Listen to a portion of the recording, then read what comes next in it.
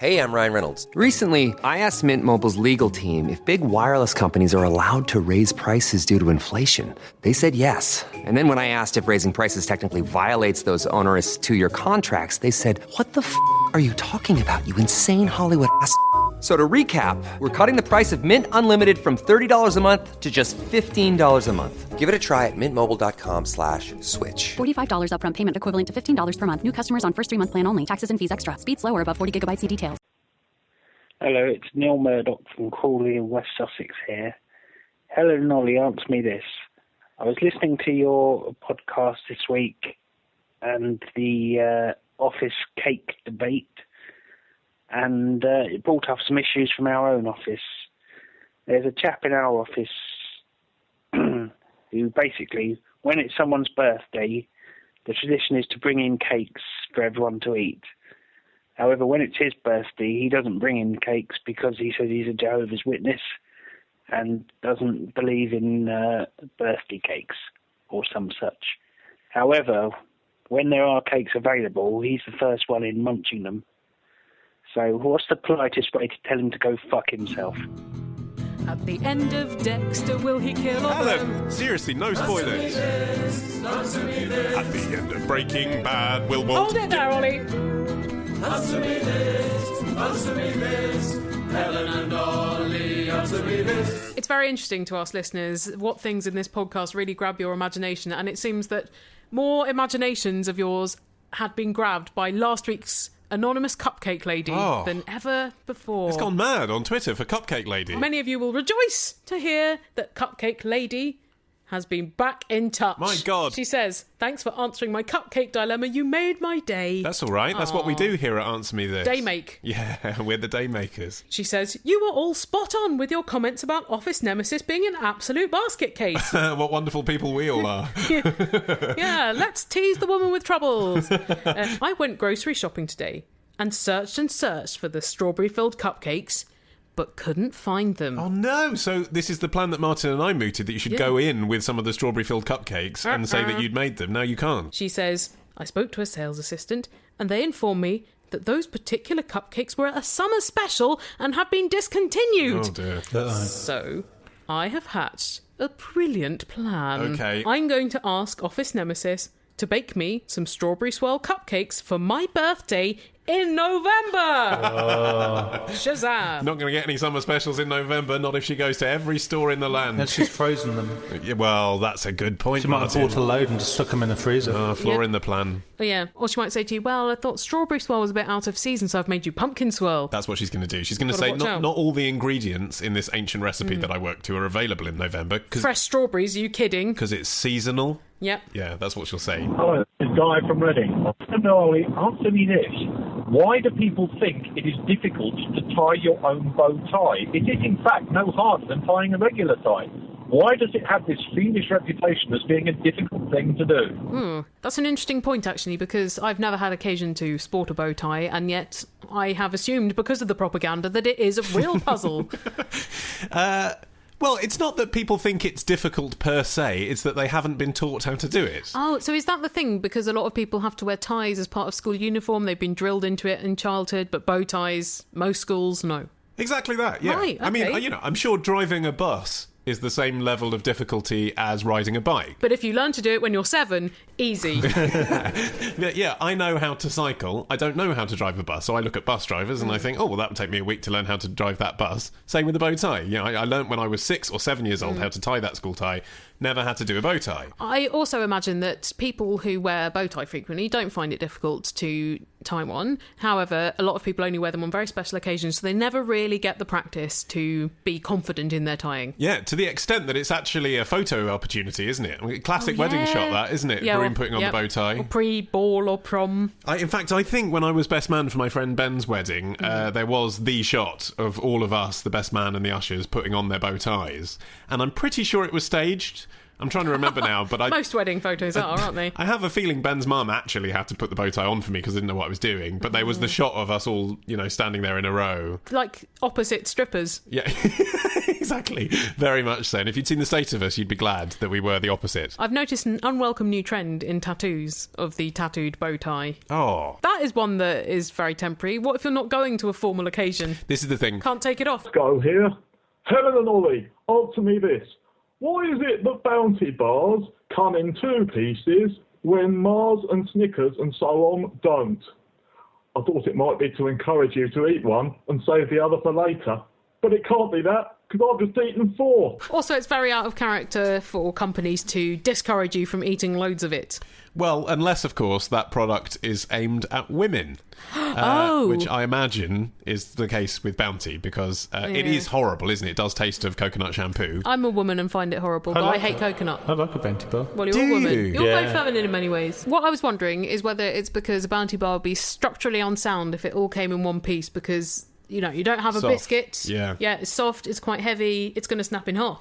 That's actually a very good alternative explanation. I hadn't But it's thought not the about one, that. right? I'm well, wrong. no, I don't know. But from what I've read, my speculation is it seems very much aimed at women right from the beginning. And although it was created in the 1950s, where women on diets wasn't quite such a fad as it is now, obviously, nonetheless, I think women never wanted to be marketed to that they would gorge down a whole chocolate bar, that they do something a bit more dainty and refined. So is the Bounty bar enacting the adage of Matt Lucas, it's half as big so you can eat twice as much? It's sort of that. It's the equivalent of like the Galaxy ads now, where, okay, you've got a woman alone in a bath or whatever, and rubbing herself with a slab of chocolate. Yeah, in reality, she's going to absolutely fill every orifice with Galaxy as soon as the camera turns off. But in the shot you see, she just takes one little nibble off the side, doesn't she? Oh, it's a delicious treat, or it's a naughty treat, or just a corner. I only bought the big bar because it was better value, not because I'm a greedy person. It's easier to grip, isn't it?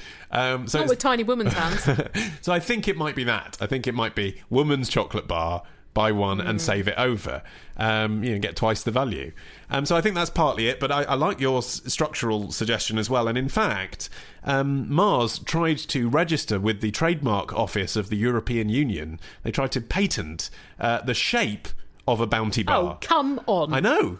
I had to look this up to think what is distinctive about the shape of a Bounty bar. As far as I know, it's just a chocolate bar in 2 bits, right? It's like a couple of turds in a wrapper, doesn't it? Apparently, it's got 3 chevrons on the top of each bar. Wow. And they tried to register that distinctive. The molten chocolate is sort of folded over. Yeah. Would that mean that motorways can no longer have 3 chevrons?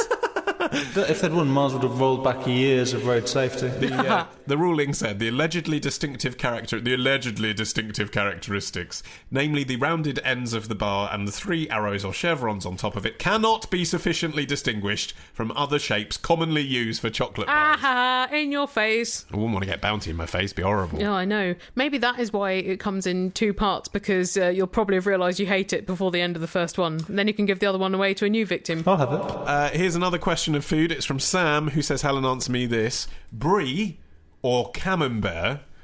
Before we get to the subclause of the question, by the way, if that was the question, Brie or Camembert, what would you say? Brie. Martin? Brie.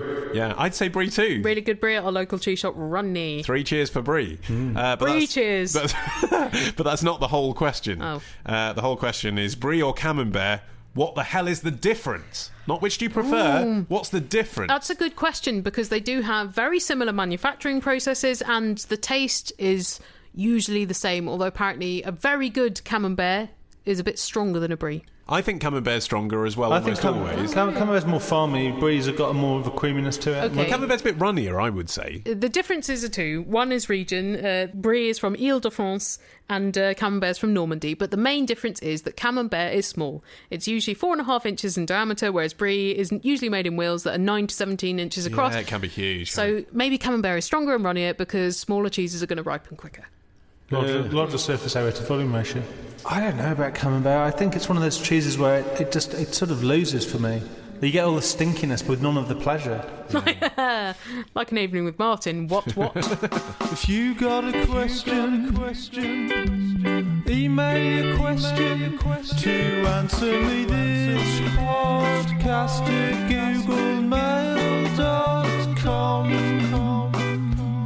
Answer me this podcast at googlemail.com. It's great. Here's a question. So, retrospectors, what historical events are we ticking off on this week's run of Today in History? On Monday, the anniversary of the day Ozzy Osbourne and a bat came face to face on stage. On Tuesday, we go back to the future with a potted history of the DeLorean. On Wednesday, why is the Pope guarded by those guys in floofy hats? On Thursday, how the Rock and Roll Hall of Fame ended up in Cleveland. And on Friday, was Henry VIII really an asshole, or was it just the result of a jousting accident? We discuss this and more on Today in History with the Retrospectors. 10 minutes each weekday, wherever you get your podcasts. Question from Lorna, who says, everyone knows the typical image of an alien, but Ollie, answer me this. How did it come to be so? By typical image of an alien, I can think of a few, because in sci-fi films, the alien invented for the film Alien is now very common amongst other films that feature an alien, right? Like a big, toothy, slimy head, really tall body, scary teeth. Taller than Sigourney Weaver. Who's very tall. Yeah, that's right. But on the other hand, then you've got the little greys with the sort of egg-shaped head and the big eyes and the tiny bodies who are shorter than Sigourney Weaver. Face. Yeah, exactly. Yeah, so yeah. I'm gonna, for the sake of argument, suggest she means the greys. Because those are the ones that are more easily mimicked on car stickers and stuff. Well, I don't see that there's a huge amount of difference. I know that One is slimy and one is a grey, Ollie. Greys don't have scary teeth. I know the grey ones are a little bit more pathetic, aren't they? They're a little bit more in need of our help unless they're en masse. Yeah.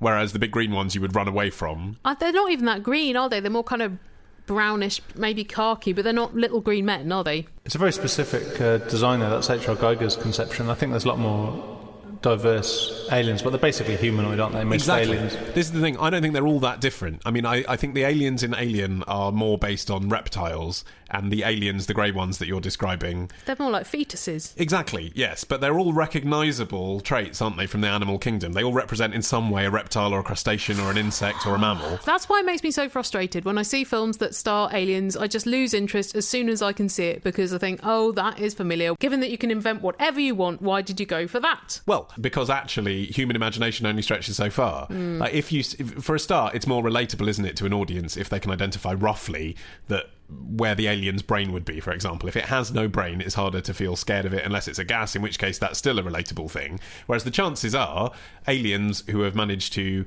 get to planet Earth, because that's where most of these things are set, are going to be... Of course, because we're the most important. And New York is the most important. That's right. Or the White House. Because, of course, trip to see the president, that would be the most important thing for any visiting alien. You don't set it in the White House, you just blow it up and then you go back to New York and finish your business. And maybe you knock out Los Angeles for fun. Yeah. You don't pop by Derby on the way. It makes sense that for an alien to be intelligent enough to have made that journey over here, when people start thinking, what would a being that intelligent look like? They do start thinking... it would look like me, but bigger. But we are king of the food chain here, aren't we? We are here, but it doesn't mean that we're the most intelligent design there is. Yes, but you take the principles of evolution that get us to where we are, and you say, okay, well, if you put evolution on a different planet, you'd probably still end up with something... I mean, this is the thinking. I don't necessarily agree with it. You'd end up with something similar. You'd end up with space for some sort of brain. So you'd end up with some sort of ability to use tools, so then you end up with something a bit like hands. It's hard for us to imagine something that doesn't have that at all. The thing about a humanoid alien is it allows relatability. You can understand a gesture of threat, and if you like in Star Trek, you're trying to have sympathetic aliens, you can see like friendliness and communication with them. It's just a way, because if you take away that physical communication, it makes it very, very hard to write a character which is an alien. It's also the fantasy, isn't it, of sex with an alien, frankly. All right, but you could still have an alien that has a vagina, but it doesn't have to have a humanoid face. Yeah, but again, I'm not sure that's so horny for the 14-year-old boys as, for example, the miniseries V.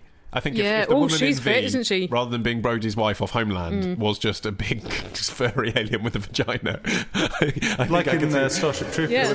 it would be less popular as a fantasy, you see. But I mean, that's film aliens, but there is also this problem in the general conception of life that is not on Earth.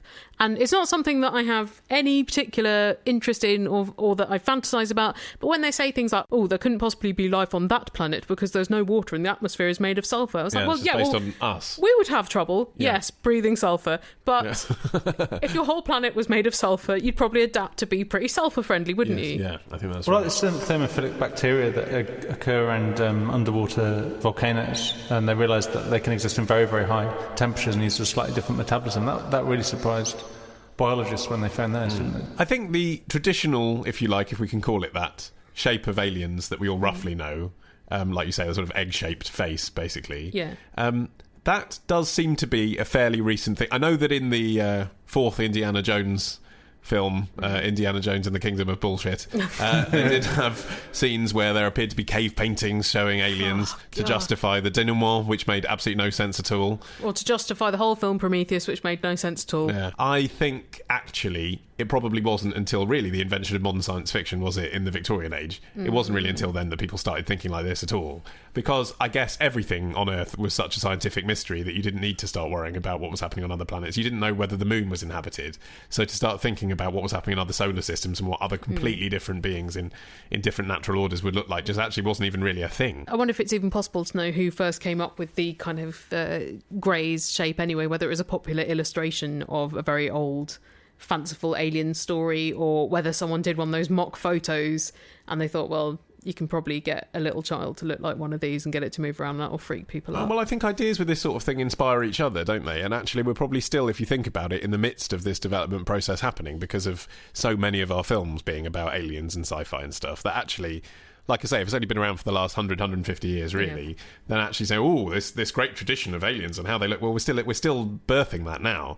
Like the fact that there's a few that look kind of similar, that's not really a surprise because artists feed off each other, don't they? But actually, yes, but the aliens in popular imagination might look different in 100 years as well. Well, one would hope, because you saying, 150 years of development is quite quick. Think how much fashion has changed in 150 years. Yeah. What women wear now, particularly, is unrecognisable for what a woman 150 years ago would have worn. That's true, but most of us see women every day, whereas not aliens. Well, some people see those every day. Yes. But they're troubled. I think most of those are the people who don't see women every day. Listeners, we would just like to take this opportunity to thank Squarespace.com, who have brought this episode of Answer Me This to you. That's right. And if you don't know what Squarespace is... Here is a song explaining their delicious service. Do you remember how websites used to be? Comic Sans and backgrounds that look like trees. Flash intros, links to GeoCities.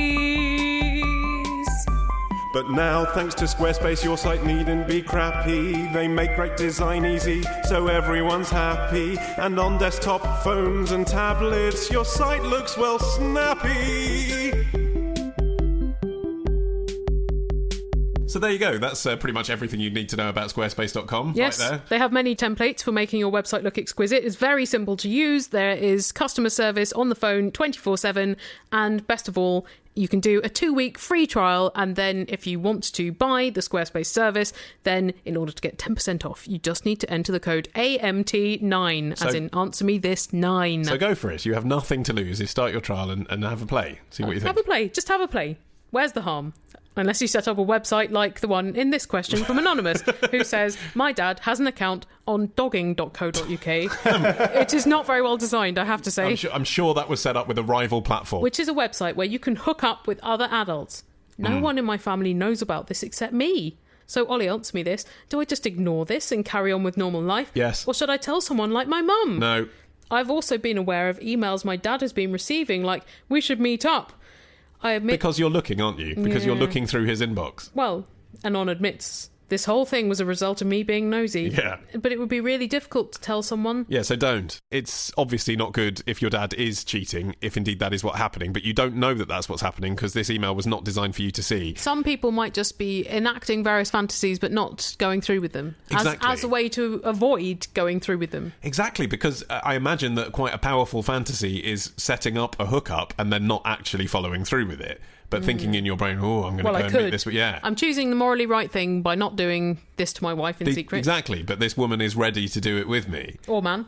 Or group of people in a car park. Well, this is the other thing. So dogging, I know that there's lots... It's getting supplied, doesn't it, as a brushstroke term to lots of different sexual practices now. It's al fresco in cars. I think now it just sort of means like dirty English people having sex. In rural car anywhere. parks. I think it's having sex anywhere that somebody who is a footballer that gets caught by a tabloid can watch you doing it. Yeah. But the point is, in its pure form... It's pure primal form. The golden age of dogging. That's right, yeah. Dogging rose to prominence as essentially being watching other people having sex, right? Yeah. From your car. Or being that person having the sex. Well, exactly. So therefore, Anonymous, is it not entirely possible, I put it to you in Exhibit A, that your mother might in fact be part of this scheme as well? You're ruining Anonymous's life, taking down both parents. So what you certainly don't want to do is be raising this to your mum as if, I've got some gossip on Dad. Because you're either then going to have a conversation conversation about her dogging with her, or you're going to ruin her dogging, or you're going to ruin their relationship. None of those outcomes is desirable. I know it's very difficult to have to imagine that your parent has any kind of sexual forces left in them after the ones that created you, but if this is really troubling you, the person to talk to about it is your dad, who may bullshit you and say, oh no, I wasn't doing anything, but at least then you've said, I know this, and if it's a bad thing that you're doing that is going to harm your relationship, then please sort it out yourself. I think it's highly context dependent. I know of somebody who found out that their father had a separate family. Yeah. Through the power of the internet. Now, it depends on a lot of factors. If this is a marriage which is on the rocks and there's reasons to suspect this is a symptom of a much deeper malaise, then I think you probably should tell your mum. If, on the other hand, it is absolutely out of character and asymptomatic and a very happy marriage, then I would agree with Ollie. Ooh, but are you in a position to make that call? If you're in this family, you must get a sense of the dynamic and whether they're happy together. Here's a question from Derry in Reading, who says, in our fortnightly citizenship lesson at school, we had to make paper hats and decorate them. That's going to teach you how elections work, isn't it? Citizenship. Yeah. I thought citizenship was supposed to be useful things, like how to be a functional member of society, not how to make a hat. Well, there's a lot of youth unemployment these days, Helen. If you've got a skill you can do with your hands, that's virtually an apprenticeship, isn't it? Yes, there is a lot of youth unemployment, but there's also not that much hat wearing generally. I made a Robin Hood style hat, says Derry. That's sort of like an informal Napoleon hat, isn't it? Usually greener. But 2 corners, not 3. Yeah.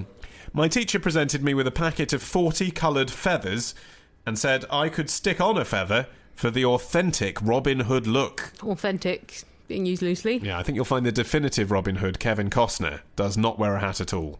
No. He's got 2 beautiful hair, hasn't he? Has he? Yeah. I don't think of him as a beautiful haired man. No, neither do I, but I think... Does he have long hair in that film? Long blonde locks. Right. I mean, the marketeers of that film would want you to say he had beautiful hair. It was certainly flowing, and although in real life you could tell because he had that sort of face, Kevin Costner would have had a bald spot, his Robin Hood definitely didn't.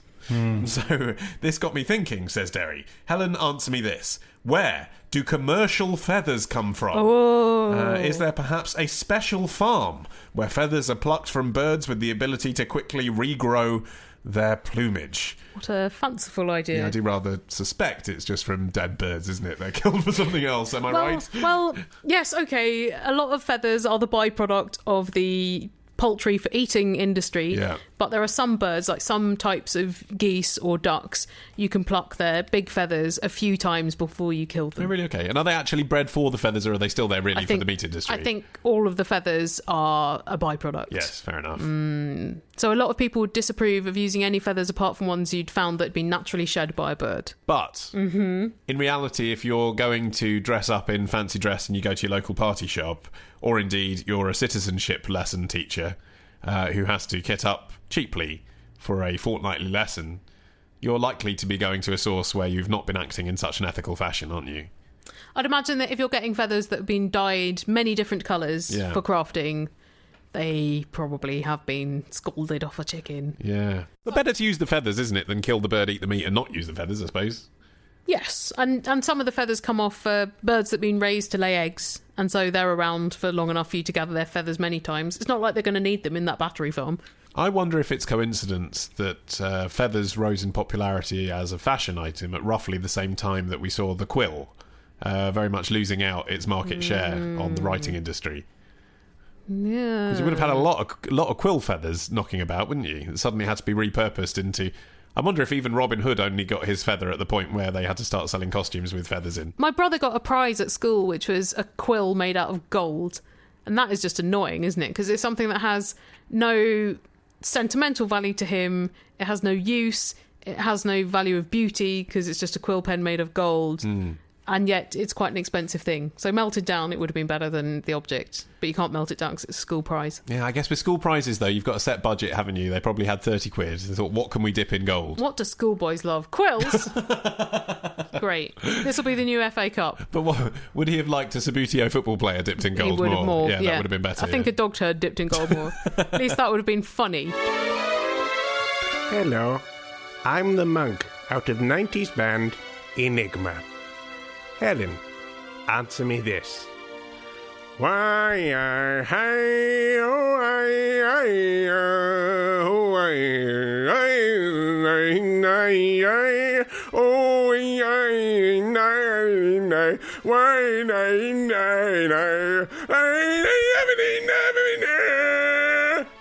what was that all about?